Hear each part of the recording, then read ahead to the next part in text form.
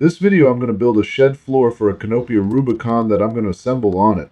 I'm using ground contact lumber, which means it's been pressure treated so it will last longer than lumber that is untreated. I'm also using a corner clamp to keep the outside 2x4s together while I screw them in. Using this clamp will also help keep them even and somewhat square, so I go around to the last two corners, put the corner clamp on and screw in two screws about 3/4 of an inch from the top and bottom. I'm using a drywall screw since I'll be using flashing, but it's more ideal to use a stainless steel or a screw that is coated for outdoors on this type of project since it will be exposed to the elements. So let's take a closer look at this last corner. First I put the corner clamp on and tighten it up after making sure that I have the lumber even. Then I screw in my two number 8 Phillips head 3-inch screws. The Phillips heads tend to strip out though, and I've noticed more Torx and Robertson screws becoming available lately, so I'm trying to use up my old stock. Even though this is ground contact lumber, I still want to raise it up a little, so I'm going to use deck blocks to do that. One thing to note with the way that I'm doing this is that all of the weight of the shed will be supported by the two screws on each of the four sides where I'm screwing into the piece that sits on the deck blocks. So if you're building a bigger shed and are planning to have a lot of weight inside of it, you may want to consider drilling some holes and using lag bolts instead of screws since they will support more weight. You may even want to consider using more deck blocks or maybe adding another piece of lumber on the other side of the blocks along with smaller pieces in the cross grooves so the weight is supported on two more sides for each block. I am building a shed made with light aluminum and polycarbonate though, and I'm not planning on keeping anything heavy in it, so that is why I'm just using regular screws at these pressure points.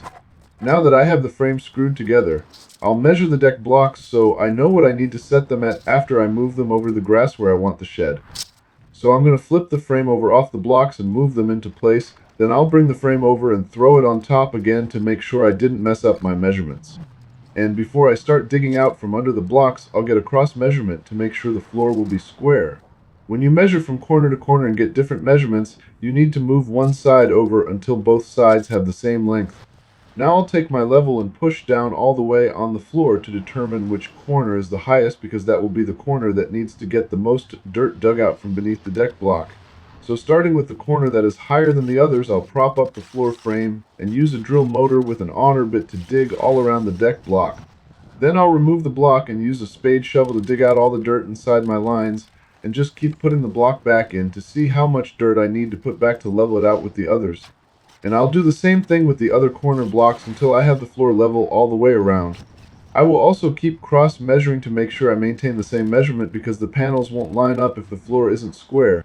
Once I have the blocks in place, I can use the level without the floor since the distance between them is less than 4 feet.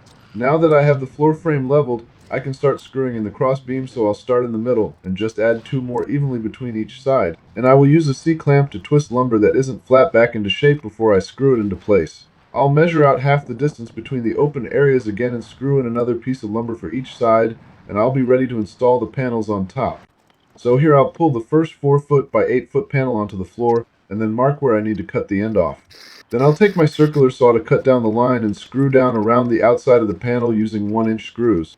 Now I'll line my level up with the outside screws and make a mark so I know where to put a couple more screws in the middle of the panel. So after I get the first panel on, I'll get measurements and mark out cut lines for the next one, and then cut it to length with my circular saw. Now I'll go through and screw it on to finish up the first layer of panels I'll have on this. I'll be using 2 layers of panels to make the floor more sturdy, and I'll be staggering them so I have a full piece right down the middle where I'll be standing most of the time. So I will cut off the excess material and then line the panel up, so I will need the same size for each side to finish the floor. Before cutting the final pieces for the sides, I'll go around the outside and screw the middle panel down and then use the level to mark the middle so I can put some screws in there as well. Now I'll measure and cut the end off before cutting the 2 side pieces and then screwing them on to finish the second layer of the shed floor. I will finish up by adding aluminum flashing to the sides, so I'll just notch the corners out and bend the excess material I left for an overlap over to nail it in. Now I will put nails in the top and then do the same exact thing for the flashing on the back side of the floor. For the sides, I will cut it to the overall length in between the front and the back flashing I just installed and just put some nails in on the sides and top. Taking a closer look, I slide the side flashing over the bent over front flashing and put some nails in the side and top, then cut off the excess material and nail down that end.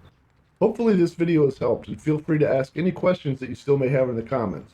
Thank you for watching, and please like and subscribe for more quick and on-point videos.